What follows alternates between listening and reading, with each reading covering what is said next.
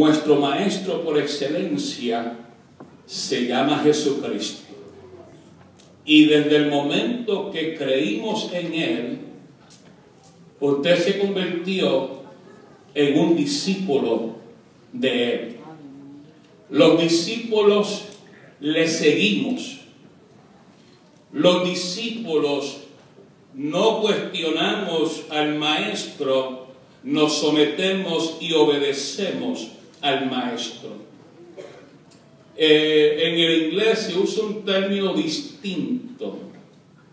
En inglés se usa para maestro, cuando se habla de Cristo, se usa el término master. No se usa el término teacher, sino master. Porque un teacher es uno que enseña. Pero un master es a quien se le da gloria y honra y sumisión a ese maestro, por lo que Él es y por lo que Él significa en nuestras vidas. Entonces, como buenos discípulos, queremos ser seguidores de Él, única y exclusivamente de Él. Jesús es conocido como el buen pastor y también es conocido como Raboní, que significa maestro. No se conoce como evangelista, no se conoce como apóstol, se conoce como el buen pastor y como el maestro por excelencia, que vino a instruir con su propia vida. Él es nuestro maestro, o el término master, porque Él como master no fue instruido por otro. Él es la fuente de todo conocimiento y de toda verdad. Él es la palabra encarnada y revelada. Por tal razón es nuestro maestro. Él es la manifestación visible de lo que es la palabra escrita. Y ahora esta palabra escrita que leemos, que estudiamos, se ha convertido en una palabra revelada. Por eso es que Juan 1:1 dice que en el principio era ¿qué? El verbo. ¿Y el verbo era quién? ¿Y el verbo estaba con quién? Con Dios. En el principio, el término principio allí no implica origen, implica eternidad. Porque Dios no tiene principio.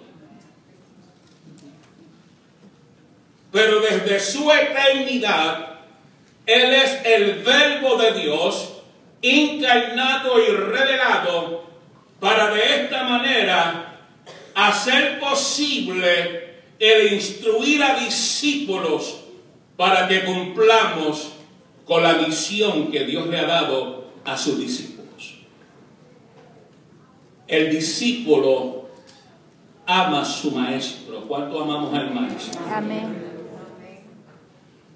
El discípulo se esmera por seguir aprendiendo, no olvidando que siempre seremos discípulos. Aunque llegue a tener 100 años, usted y yo seguimos siendo, digan conmigo, aprendices. Aprendices. Todos los días aprendemos algo. Todos los días hay algo más que Dios nos quiere revelar. Su palabra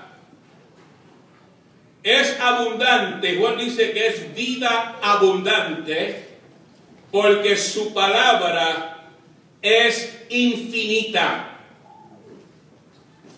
Yo quiero que los discípulos entiendan que usted no ha recibido toda la revelación.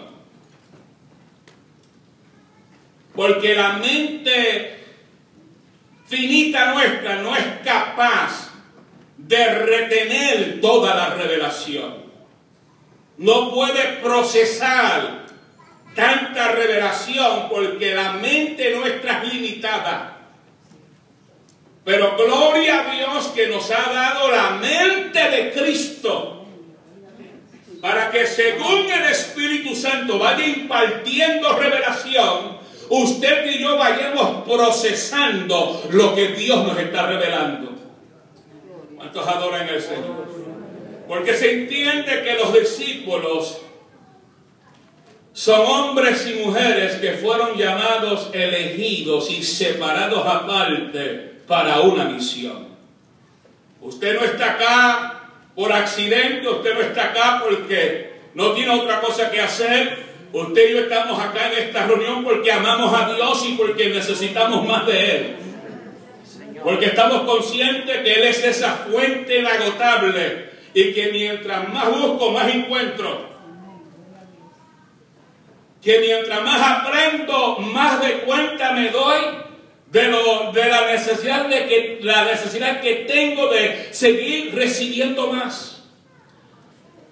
Por eso es que Él es vida abundante.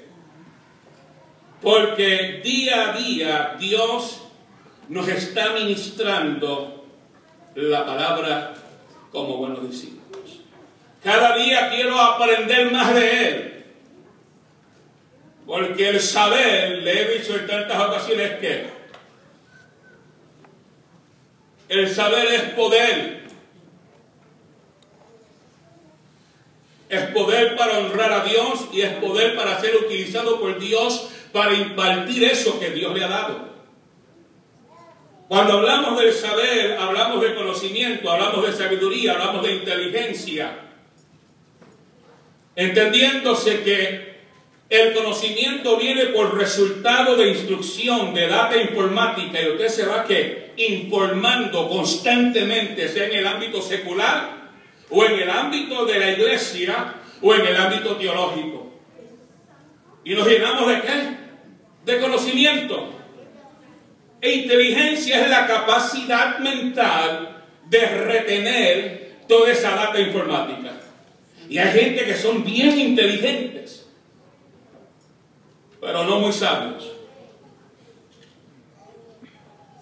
Entonces, además de adquirir conocimiento y además de ser inteligente, se requiere que seamos sabios para que tengamos entonces la habilidad, la capacidad de transmitir y edificar con ese conocimiento y esa inteligencia que Dios nos haya dado. Porque hay gente que, como le dije, tiene mucho conocimiento, mucha inteligencia, pero a la vez son brutos. ¡Auch! Brutos porque no son sabios.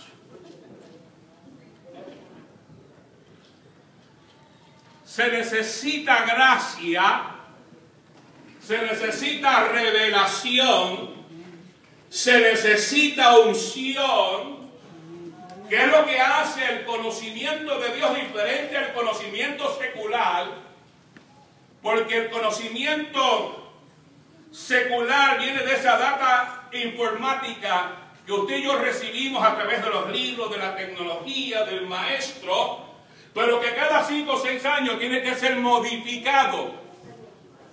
Y lo que usted aprendió en la ciencia, en la biología, en las matemáticas, en 5 o 6 años cambia, es modificado, y usted tiene que volver a aprender algo más. Pero cuando hablamos del conocimiento de Dios, además de usted escudriñar las Escrituras, ¿cuánto lo hacen? Amén. Escudriñar, dijo Jesús, ¿verdad que sí? ¿Dónde? ¿Dónde lo dijo? Juan 5:39. Escudriñar las Escrituras porque os parece que en ella, ¿qué? ¿Está qué? La vida eterna.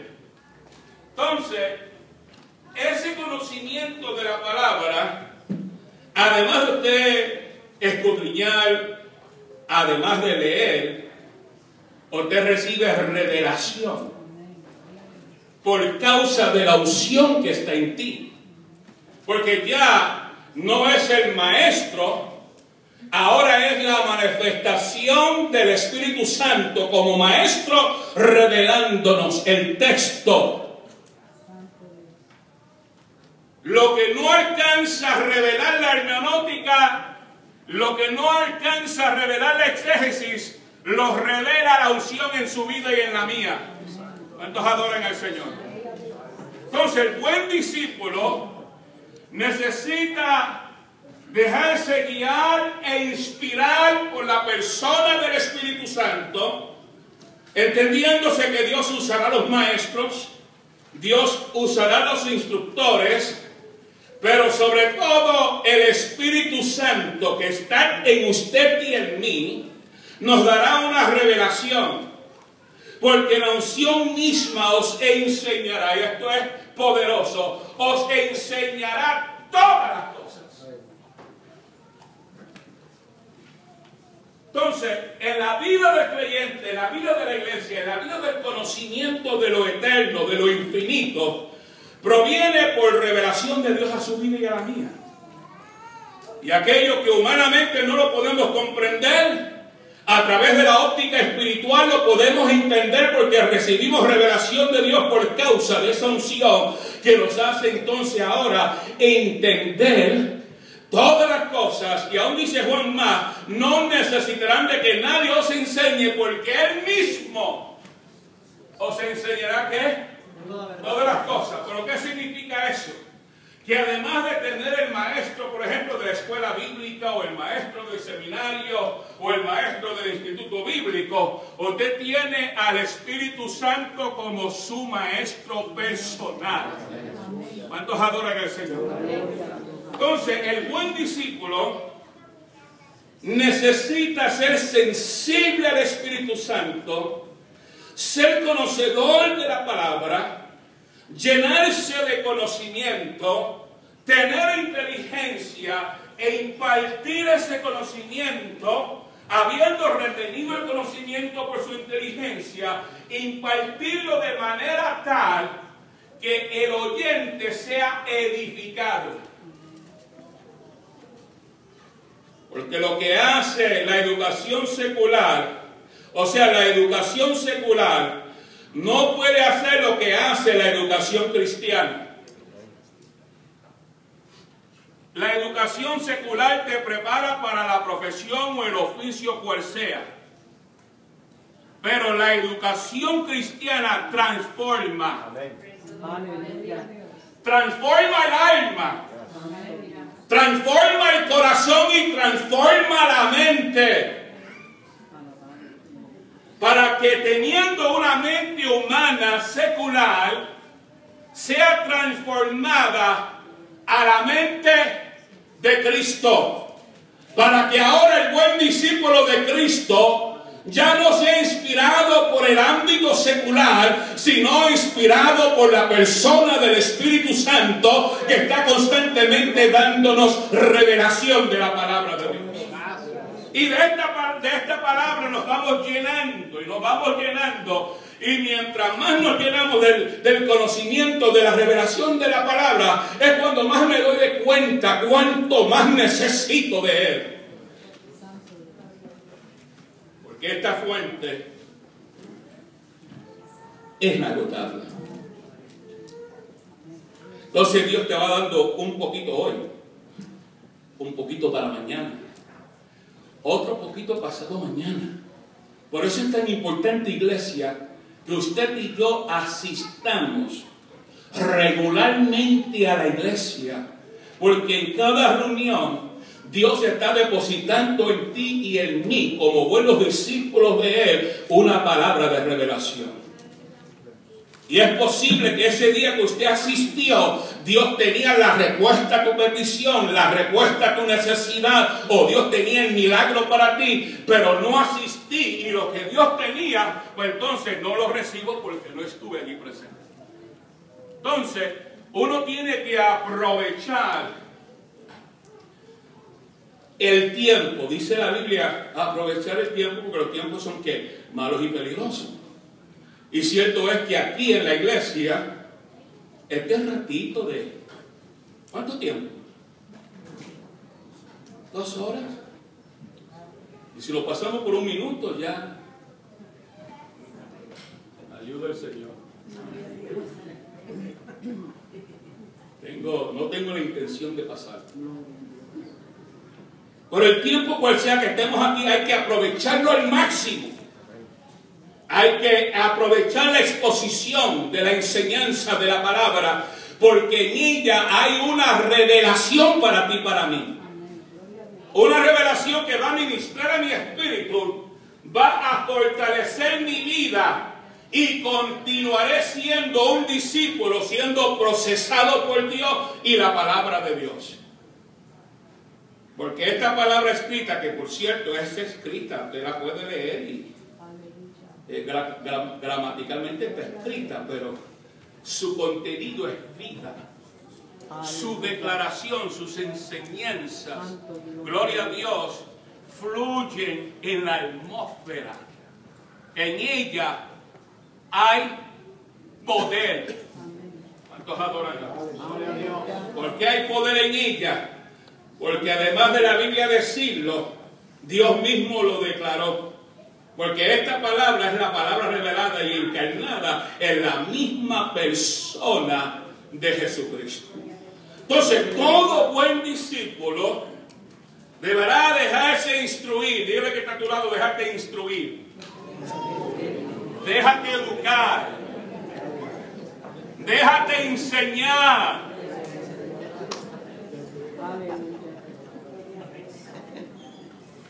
Pablo dijo, no teniendo un concepto más alto del sí del que debemos de tener, no olvidando que cada día dependo de Él. Cada día necesito más de Él. Cada día Él me dará revelación, porque Él es mi master, mi maestro.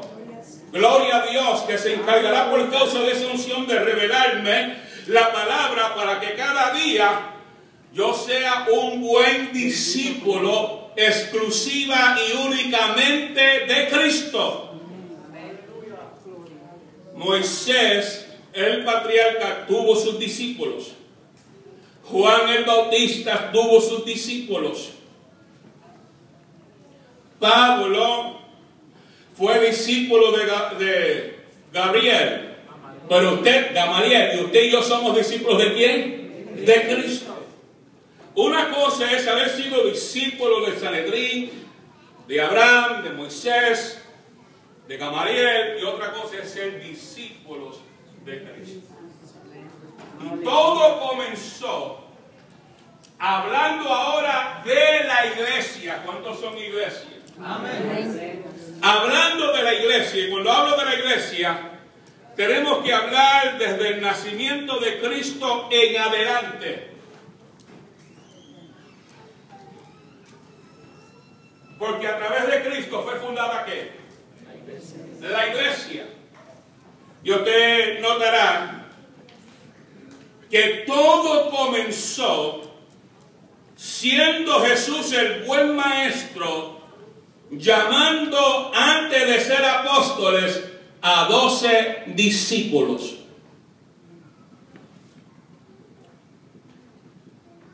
El apostolado vino y comenzó a ejecutarse después de la ascensión de Cristo. Antes de su ascensión, los 12 discípulos, y luego fue creciendo según la iglesia iba creciendo, comenzó por un llamado, comenzó porque los que recibieron el llamado respondieron al llamado y comenzaron a ser instruidos por su maestro Jesucristo por 3 años y medio. Fueron educados, fueron instruidos, fueron parte integrante y visible del ministerio de Cristo.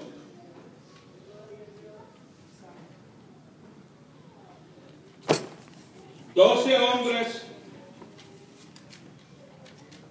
con todas sus debilidades, con todas sus dificultades, con todas sus problemáticas, le plujo a él llamarlos, separarlos aparte y comenzar a instruirles y a educarles.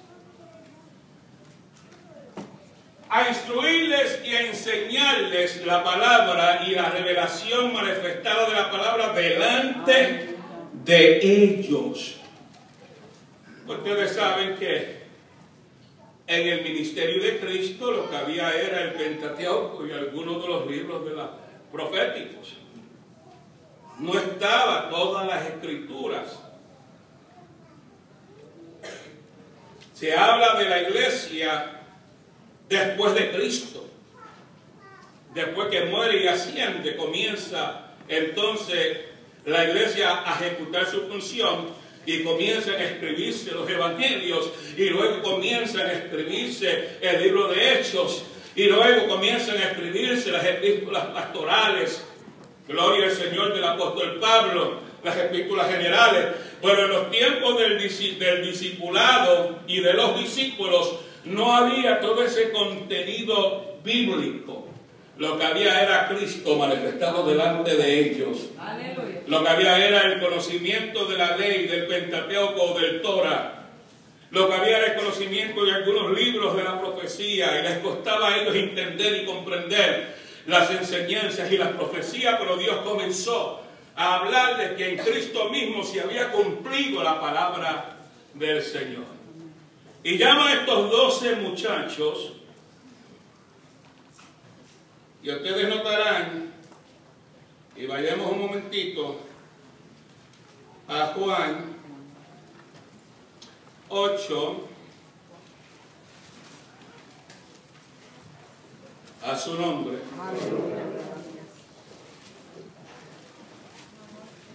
A su nombre. Dijo entonces Jesús, Juan 8:31. Dijo entonces Jesús a los judíos que habían creído en él. ¿Cuántos han creído en él? Amén. ¿Eso es poco nada más? ¿Cuántos han creído en él? Amén. Dijo entonces, ¿quién dijo? Jesús, ¿a quiénes? A los judíos que habían creído en él. Traiga esa frase al contexto nuestro. Entonces dijo Jesús, y póngale allí su nombre.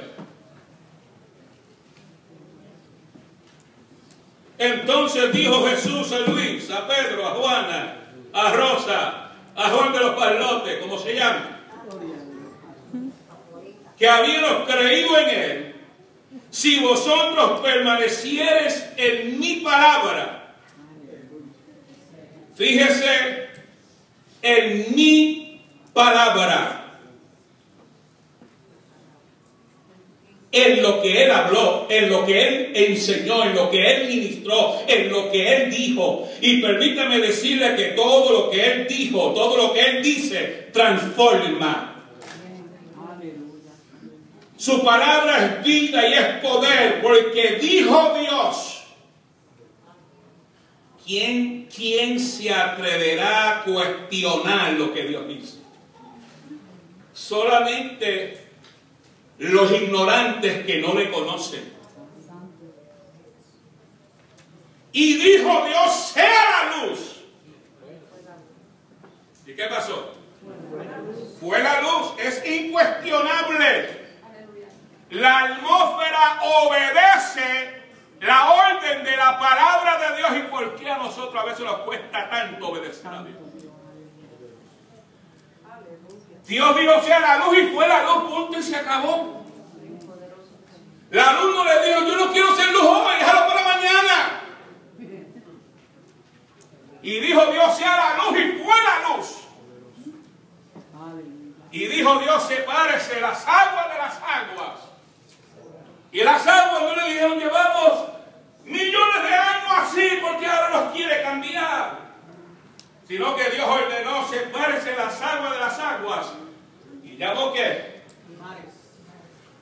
Mares a las aguas y a los secos tierra. Y hubo toda una transformación cósmica. Porque la tierra